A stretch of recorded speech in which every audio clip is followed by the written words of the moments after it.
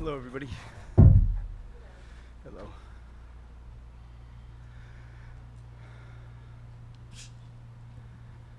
Morning, Brett. When you look Good back morning, Jess. on, thank you. When you look back on this season, how would you assess it? I mean, the immediate response is you so badly want to still be playing. You know, you'd love to be at the Wells Fargo Arena tonight in front of 20,000 people. That's where my first sort of emotion goes. And then you reflect back that you won 52 games, you finished third in the Eastern Conference, you closed out the season with a 16-win run, you won in the first round 4-1, and a lot of incredible improvement went on with the individual pieces. And so you go to the moment, I wish we were still playing, and then you look in the rearview mirror and you take a lot of pride and satisfaction of what we built and are building.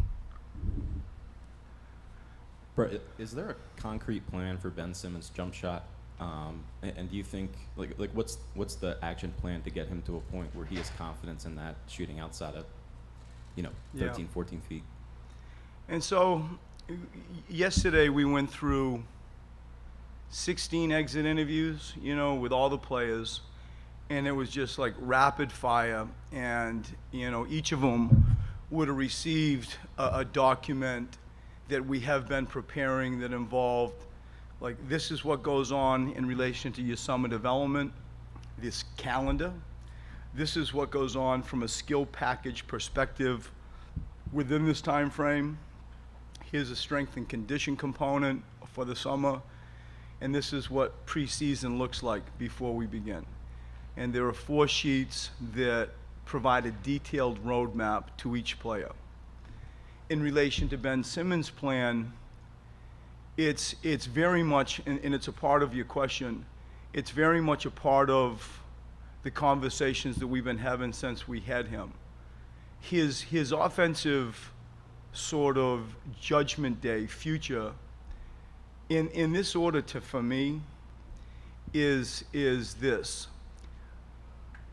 What will you shoot from the free throw line? What will your efficiency be finishing? And then your jump shot. And then maybe even we can talk about a three-point shot at some point. And when you look at Ben, for me, the thing that most stands out by a lot is I'm blown away at how physically gifted he is. He is a big man and an A-plus athlete. And so if you take those 3 things that I just said, those are the things that happen the most within the current skill package that he has. Your question to the evolution of his jump shot and the planning for that, there is intense planning. There's been candid conversation. He understands that his world will become a lot easier once that becomes a part of his game. But sort of holistically, for Ben and his future growth offensively, it's those 3 areas, one of which is the question you just asked.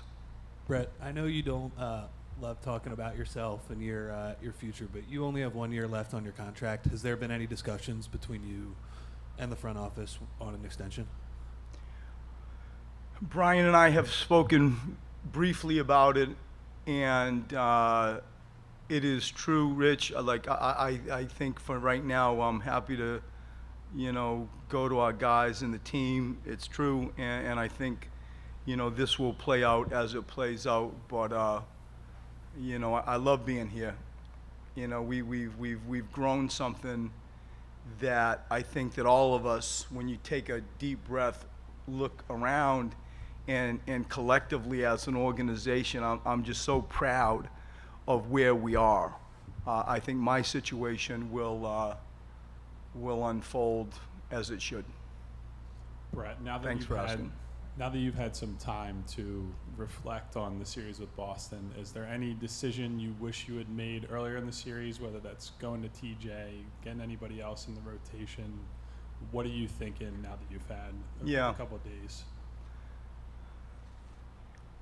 I love this question because it's just sort of engulfed my world. No, and from a critical assessment to a reality assessment, you know, this situation, because it's most recent, governs my world and most of our worlds in this building since it ended.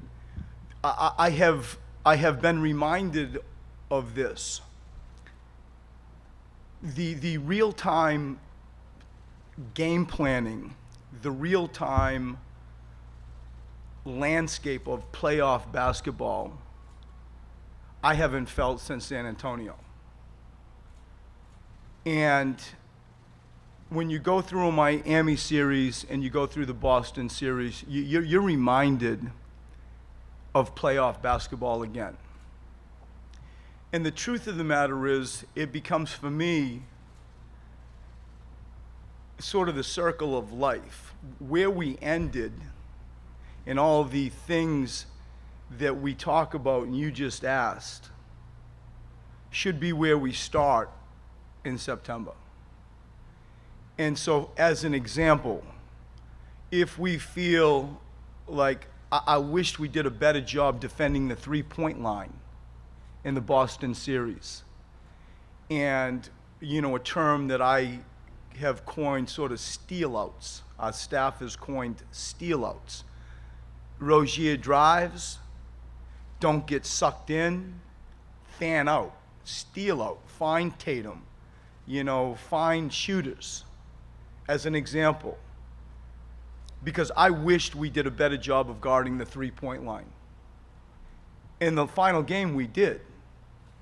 In other parts of the series, we did not. That's a regret that I have. I wish that we did a better job of that. We talked about it, but we didn't get it done to the level that I know you need. And you hear me talk all the time. You better be good at three-point defense. And throughout the course of the season, we were. In that series, we wanted more. I think they ended up shooting, you know, 36% from the three-point line. In regards to, like, do I wished I had played TJ more earlier? Probably. You know, could I have used Justin Anderson from time to time? Maybe. Could Markelle have, you know, played a role in this series? Maybe. But when you coach a team that was 22-5 after the All-Star break, had won 16 games in a row, beat the Miami Heat 4-1, and was seemingly in a pretty good place, I'm happy to go down with the people that got us there. And we are still a team, but so that I'm truthful, like those things I think about. Those things I think about, and I think the notion, especially, forget sort of like the granular pieces, the broader picture of, you know, where you ended up, you really should start with, is what's most on my mind as well. Brett, kind of piggybacking off of that, we know we're in Philadelphia. Have you heard the noise outside about what people have said concerning yourself? And have you conducted your own exit interview on yourself beyond the personnel on things that you say, well, maybe I could have done this or done this, beyond the personnel point of it? Yeah, you know, and I have heard it, and I think the things that come up are at times like wildly unfair. You know, it's part of our landscape. We can go specifics if you want, but I get it. Like I've said all along, you know, I'm the son of a coach. I get it, and I think that for me, you know, I am my harshest critic. I'm fine on my personal judgment day, and I sleep at night. I sleep just fine at night. And what we did and what we're going to do makes me say that with confidence. And the disappointment, inspires emotion from passionate people. And there's nothing wrong with that. And I understand it, but I certainly don't pay attention enough to truly keep me up at night. You've done anything differently in a game when you look back at it now? Ask me a specific game. Well, the people complained about when you had that big 20-plus point lead. So stop right there. Okay. Yeah, I well, would. You know that. Well, you No, should have it's called a good. timeout. Well, but you know what? In the light of day, probably I should have. But what goes on in my mind is this: is I have the #1 ranked team on the court, the best team in basketball. And when you're looking at it, there was never like a defining moment where you said, "Oh my God, the world's caving in. Now's the time to do it." I never felt that. And in the light of day, there are portions of that period where you could have said, well, it's kind of caving in. You could have done it then. But I didn't.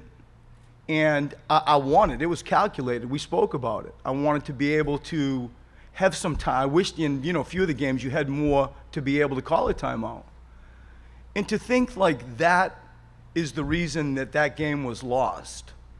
A large lead in the second period on the road of an NBA game, and to pivot back and say, that's the reason, is wildly reckless. It might have contributed to, not sort of holding some stuff, but to point at that for the reason is unfair.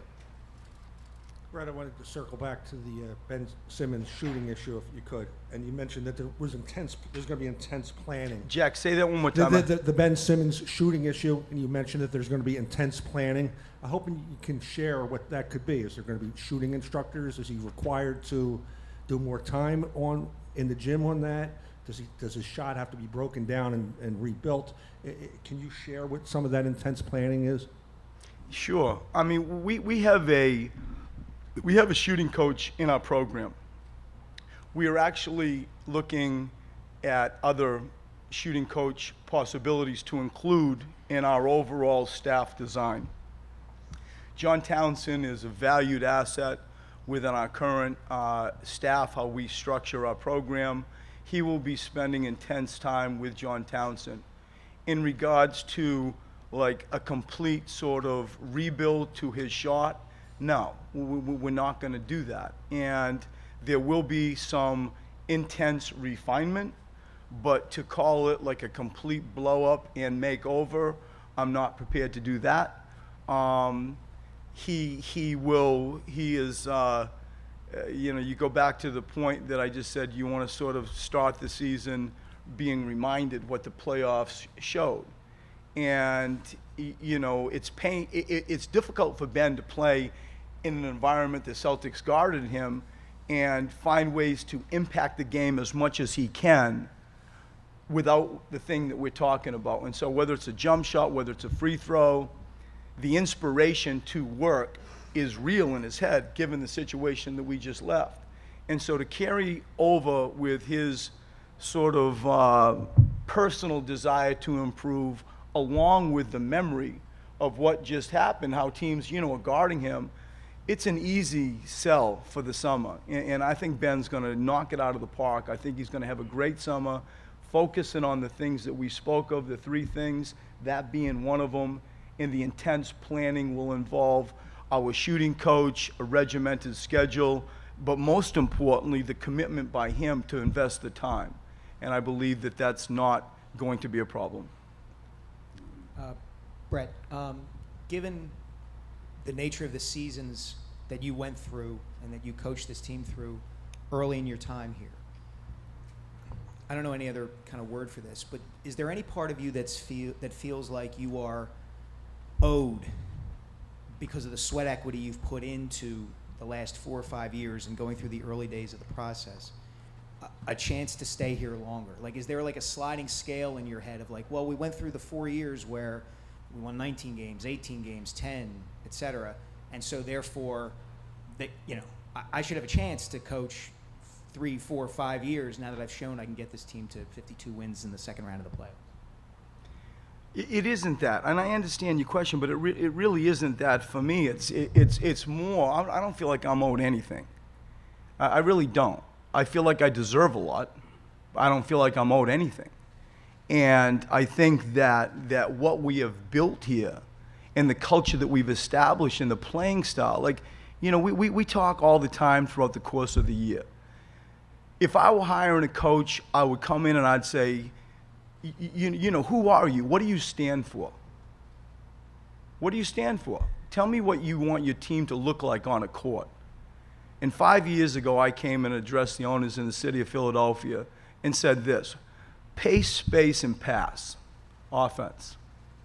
And then I went over here and said, but the program has to reflect the city. We better play defense. And so if you go to pace, we've been amongst the top 5 teams every one of my seasons here.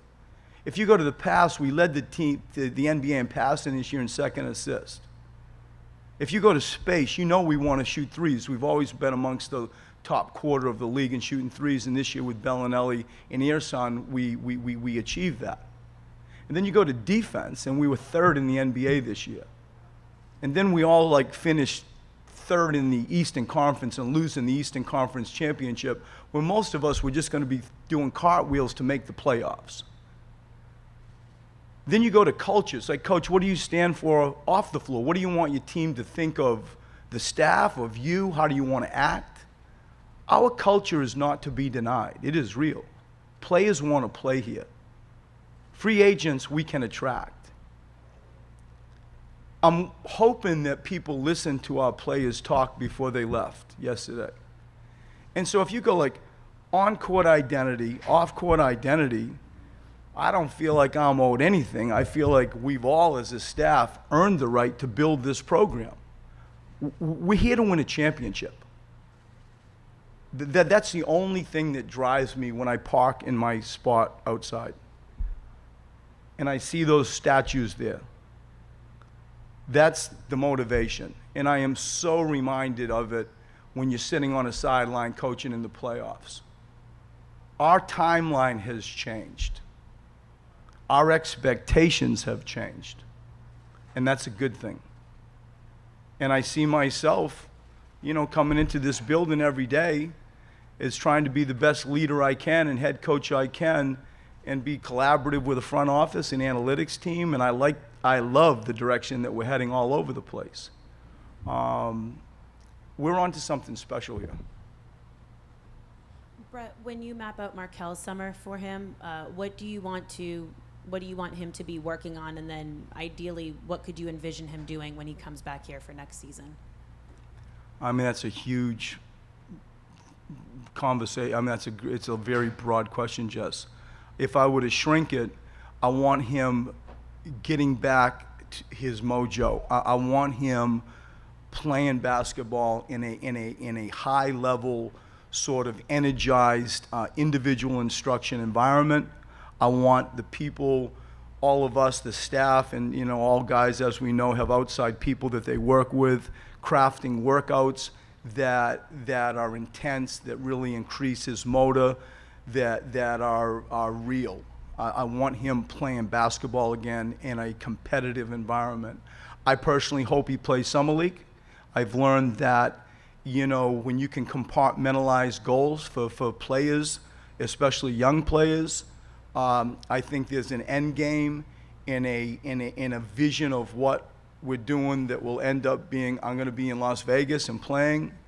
As I've said to you, every postseason, there aren't many jobs where, you know, your season ends and then you see somebody, you know, maybe in 5 months from now. That's a pretty good job. And so what you do in 5 months in between dictates what you do from September, I hope, you know, again to May and maybe June one day. And so I think the timeline is, you know, a tremendous routine, a regimented routine, and the short-term sort of goal will be taking that short-term routine, and now you're going to play in a summer league, and then we will revisit what goes on after that in between the start of the year. We had a long chat with Markel yesterday. You know, the things that he has had to endure this season, we all understand. I can tell you completely, like, I can't wait to coach him. We've seen signs of brilliance with what he's done in the gym this year, and I think he's going to knock it out of the park too. I think he's going to have a great summer, and I'm excited to get him going alongside of Ben and Joel next year. Going back to what you were saying about expectations changing, how will that dictate how you handle this group going forward? Is there a new standard? Does the success this year change at all? Maybe a tone that you coach with and now trying to build this thing and move it forward? I mean, I think it influences all of us. It influences, I'm sure the vision line of ownership. I'm sure it influences, the vision line of Brian in the front office. It certainly influences the vision line of me and my staff and the players that lost in the semifinals a few days ago. It influences everything. And that's a good thing. That is a good thing. And so crafting like the design of a team, what are you doing with draft picks? What are you doing with free agents? That's going to be, Brian's side of the fence. Obviously, he and I will have deep discussions. The expectations of our city, those obviously are real. And I've said on record, I'll say it again, I believe that anything that kind of matters, probably you're going to bump into the Celtics. So they're always going to be sort of on our mind in relation to, how do you compete with them? We get with Kyrie and Hayward and Horford, you got 3 all-stars. We understand that, and some tremendous young pieces. And so competing with that, growing our young guys, while still, admitting like our timeline and the expectations have changed, the ecosystem there is a challenge. Sometimes youth doesn't equal that. And so, Brian will figure out the design of the team in relation to what we've all learned, as an example, JJ, Marco, Irsan, Amir, Bayless, like those are solid human beings and excellent players. So how you juggle all that to get where we want to go, winning a championship, is a challenge. Expectations, Brett, are obviously huge. 52 wins, 3rd seed. Do you expect to exceed that next year, and is it essential that you do better than 52 and 3rd seed next year for your season? Expect to, hope to. Who is the team? A sort of fair responses to a question that I hear. I know that personally, without knowing who the team is, you don't know who the free agents you have. You don't know your draft picks. You know Joel, Ben, Dario, Cov, and TJ. I know that.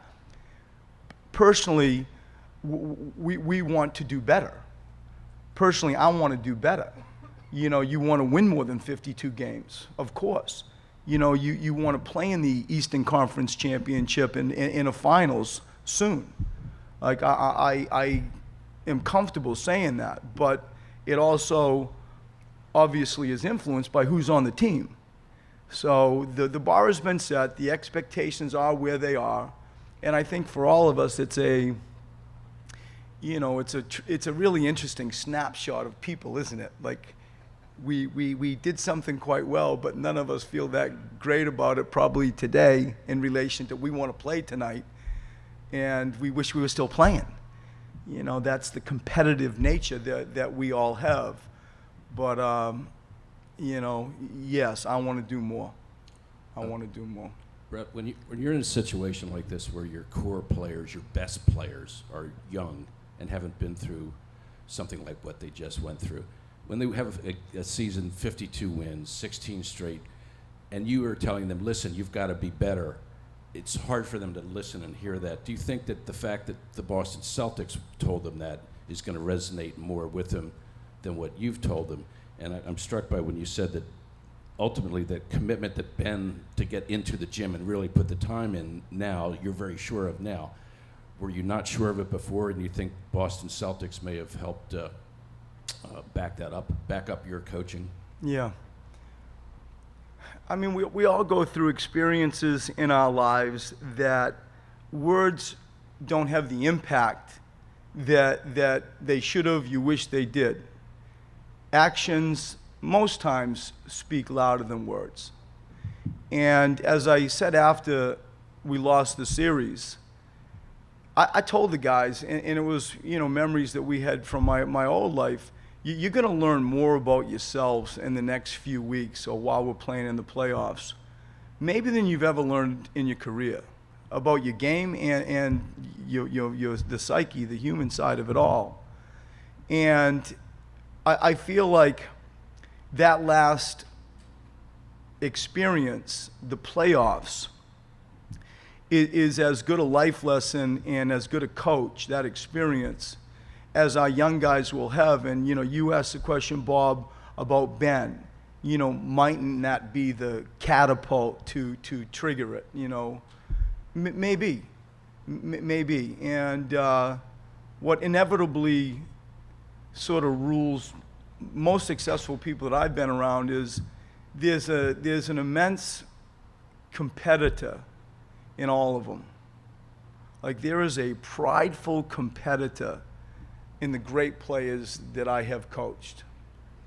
And I believe Ben wants to be great. And is your question more directed toward Ben Simmons and his shot? It was sort of in general that the habits that get you through the regular season don't often get you through the postseason. I was specifically talking about him, but the whole team. Yeah. And so let's stick on Ben for a second, and then because it's true. I think Ben wants to be great. And this will be a part of his, you know, development path and plan.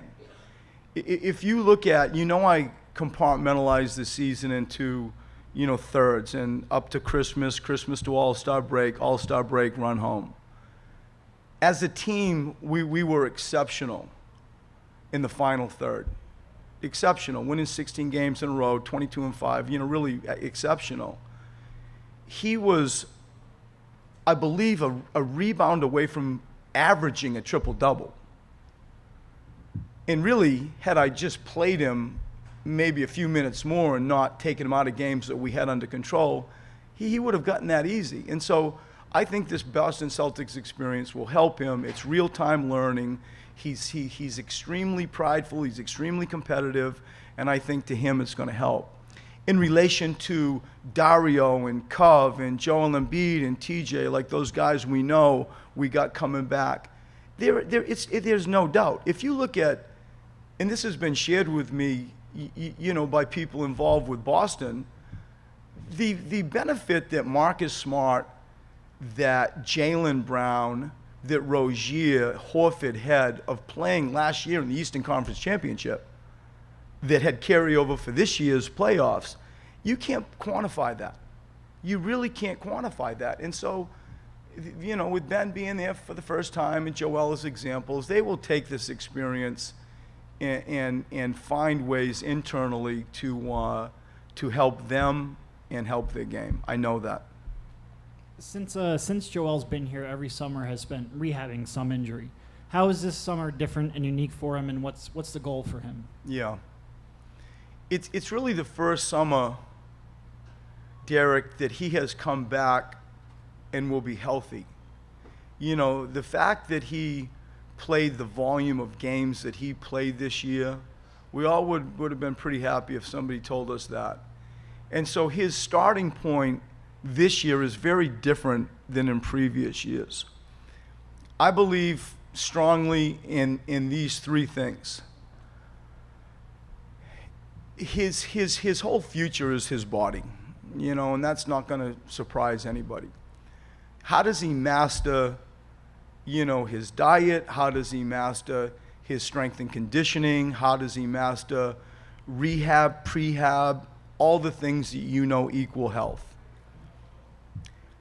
The fact that he did what he did this year, he deserves so much more credit, in my opinion, than sometimes I think he receives. I don't think people understand to come out of an operation and wear a mask, and then, by the way, the mask has a lens in it, and try to like figure out playoff basketball at the rate that he did is as easy as at times he's displayed that it was. His commitment to this team, his commitment to coming back into the playoffs, his ability to navigate through setbacks, is historic in his early career with us.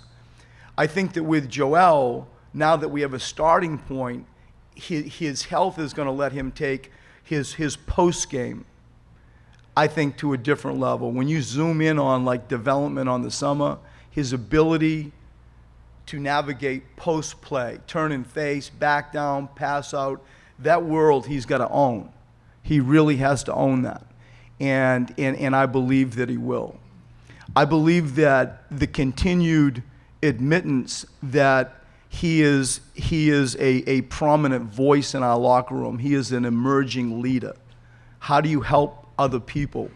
That notion of leadership is important for him. And so this summer will be born out of his starting point is different. We're going to continue to get his health perfect. We're going to work on particularly his post play. And the broader picture is the continued growth on him being a leader, coexisting with Ben especially, growing those two players especially as leaders. Brad, I'm over here.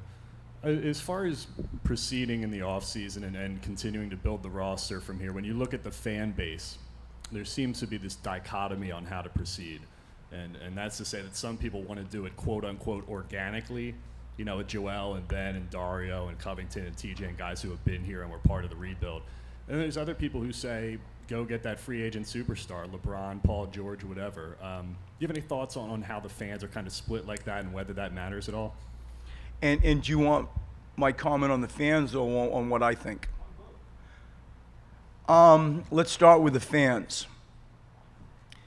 They have showed a consistent kind of resilience, and it's conflicted at times, but I think for the most part, my feel, and I don't pay attention maybe as much as I should, that there has been an acceptance of trying to grow this organically.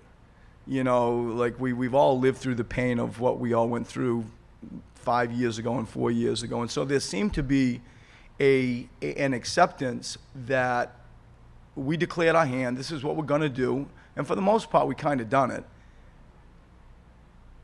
If that portion of the fan base is still prepared to like take this notion and that's going to equal a championship, like that's going to equal a championship, you know, it's noble, but I don't agree with it. You know, I think that a other, you know, high level free agent is required. I feel like we have the ability to attract one. If I were a free agent, and of course I'm biased, if I were to look at, you know, how do they play, it's pretty clear the style of play. I think it's exciting. I think it's a modern day way to play. If I were to look at the cultural aspects, I think we treat people well here. I think it's a great place to come in and be a part of a culture and a family. When you look at the city of Philadelphia and the sport mad people that we have, when you walk through this door and say, well, I can come to work here every day, that's a pretty good package. And so at some point, when the time is right, I think we need help to win a championship. And if that is the goal, and for me and us it is, then that's the answer I give. Just one more quick one on Ben. Do you think he needs to bring his elbow down at all in his shot? I think there are lots of coach speak things we can talk of with this topic of Ben's shot. Yes, you know, and there are other starting point things that interest me as well with his feet and his release point. Like I can be a shooting coach and go there, but yes, and I think most importantly, you know, he knows this, and you know, if we just sort of zoom into his free throw, you know, he was I believe a 70-something% free throw shooter in LSU. You know, this year in the regular season, he dipped to, I believe, 56. You know, in the playoffs, he improved. And, you know, the pieces aren't something that he wasn't familiar with at some point in his career. 70 plus whatever percent it was at LSU is decent. It's not where we want to get him. Ultimately, I want to move him to 75 and then figure it out from there. And what I really want to do is get him there more than he was there. I really want to see him go to the free throw line a lot next year. And part of that elbow under the ball thing you're talking about, I agree with. Brett, when Jess asked you about Markel, you said the things he had to endure, we all understand. I'm wondering if that's actually true, that whether people really do understand what Markel was going through in terms of, was it the shoulder? Was it something else? Was it the shoulder leading to something else that might have appeared to be mental, emotional? Can you kind of clarify what he was going through, why he didn't play more? I mean, it is so documented. And Mike, I'll answer the question again. Like in my mind, the way I see it, it's really clear. He hurt his shoulder. It affected portions of his psyche. Like, you know, I get it. He was injured. Like, you know, that's the starting point. And then, you know, he didn't play much basketball this year. And we brought him back the last 10 games and tried to, you know, resurrect some stuff. And I thought he did quite well. I feel like, you know, when I didn't play him in the playoffs, in my mind, like, I'm okay with that. Like, you know, he's 19 years old. He's only played 19 games. We're doing quite well. I feel fine internally with that. I feel like what we should all be most excited about is he's doing fine now. Like, he really is doing fine now. And if you came in and you saw some of the, you know, workouts that we've been having, you can see, you know, his spirit, his motor is back. I can't imagine knowing Markel Fultz that he's not going to take this setback this season, of which he would be disappointed with for sure, and not just flip it into something a little bit angry and take that emotional side and let it drive him into letting people know, I'm Markel Fultz. I'm the first player chosen in the NBA draft. This is why. I see this clearly this summer when I look at him. And I look forward. I can't wait to, like, deliver him to the Wells Fargo Arena in front of 20,000 fans and, like, remind everybody, you know, maybe him more importantly than anybody, this is why we took you. And he's going to have a great summer. I am so confident that he's going to have a great summer. Brett, did you see the last 2-minute report from the game? And can you just give your thoughts on that? Well, and it's a little bit to Howard's question, you know, at the start. And this is life. And, you know, I lived when Derek Fisher hit a .4 second shot too, and things change. If we go back and look at our series, you know, and let's say Marco is an inch and a half, whatever, back, and it's a walk-off three. You know, we're still playing. And, you know, that would have been great. And the notion, and I respect the league for admitting this, it sure felt it. And it's the stuff we pay attention to the most, the end of the game. You know, I was more upset when Ben drove into the lane and got, like, pushed airborne and missed the shot, and they ended up going on an 8-0 run that kind of triggered it. Like, we don't really talk much about that. But we talk about this because the league admitted a mistake. I have two things to say. One, I respect the league admitting it. They owned it. You know, they don't necessarily always have to do that type of stuff, but it's part of the league's protocol. The second thing is, you sure would love to have it back. You know, you'd love to have it back. Either 2 free throws that Joel shoots, or, you know, Marcus travels and we got 1 point whatever seconds. We're prepared to get a shot up. And I don't need a timeout. We're drilled in that situation. But that's the fragility of many things, you know, and here it's the playoffs. And it's just part of it. It's just part of it. And we will take, you know, the disappointment, we'll take the real-time memories of you know, Marco, you know, that play we run, we practice it, like, you know, getting back another inch, or, you know, having the ability to execute a situation that we need, or guarding the three-point line that Kyle asked me about earlier. You know, like, we're going to take all this stuff and use it as a benchmark and a teacher when September rolls around.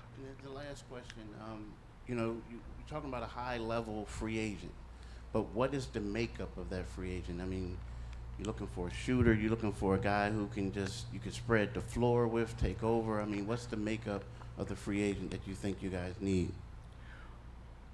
This is what I'll answer your question in a different way.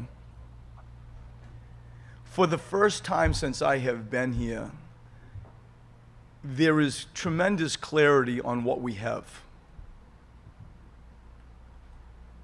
There's no mystery when you look at what is Ben Simmons' skill package. And there's no mystery of what is Joel Embiid's skill package. And so you say simply, what complements that? And now drape those qualities over the free agent market and say, yep, that fits him. And we'll all make our own assessments. I'm not here to tell names, but I can answer your question. And it's clear what we have in those two players. So to me, equally, the answer becomes clear too.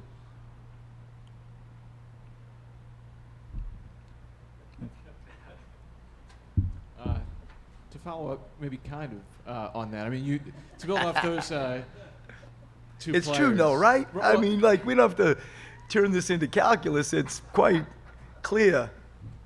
and I think you said the relationship between Ben and Joel is really important. So can you kind of walk us through how you saw that evolve together on the court, off the court, and then what you continue to hope to see out of the partnership with those two players? I mean, it was the first thing out of my mouth as the season began. You know, way before the season began. You know, we all come back in September. Then, bringing Joe and Ben in a room and telling them clearly they need each other. You know, let's just admit that you need each other, and they're fantastic because we talk freely about. And you have to let me coach you. You have to let me coach you. Because if we can coach our two best players, we got this thing. Dario can take a hit, Cov can take a hit, TJ can take a hit. They all are coachable. And those two players coexisting and letting me coach them and allowing me to create a table and a template and a culture that they would expect a coach to do. They want that. You need that. You need each other. I explain that to them easily and with examples and situations that I've been in previously. And the pressures of, you know, like, whose team is it? And social media, and like, it's quite hilarious, really, to me. I'm getting old, I guess. We go there. I use those examples. Like, you can't get tricked. Do not get tricked. You know, it's noise. And in fact, you're going to need probably two others. So you certainly need each other if you want to win a championship. And so the growth of that over the season grew organically. It was not anything that people shied away from. They're good people. They're good people. And it's not like, you know, when you're trying to, like, force feed positionally similar players, they're dissimilar. They can complement each other. There will be times in the season early where, you know, Ben would come down the floor and Joel wasn't sure, like, do I stay and post up or do I come and run like a step up pick and roll? And, you know, they're interested. They're not too sure, like, which one does what. And I think that over time became clearer. There was a partnership. And, you know, my intention as I grow these two guys, and, you know, specifically those two guys on the floor, is, like, to put them in more pick and rolls and more, maybe more deeper pick and rolls. We know teams are going to go under Ben. You know, we get the Rondo type example as a little bit of what I'm saying. But I think on the court, off the court, you know, those two young guys were fantastic growing together. Brett, let's try a different way of asking Keith's question. So Ben didn't get a lot You trying of... to get me fined? No. Okay, that's good. Ben didn't get a lot of reps this year with another ball-dominant perimeter player because of Markelle being out for a lot of this year. would you be concerned on the coaching side if you guys brought in more of a ball dominant free agent versus a guy who fits better as like an off ball player or more of a shooter type? Yeah. If this player you're describing was great, we'd figure it out. Truly. You know, we'd figure stuff out. And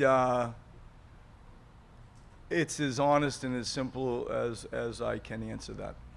Thanks, Brett. Everybody, thank you. Have a great summer.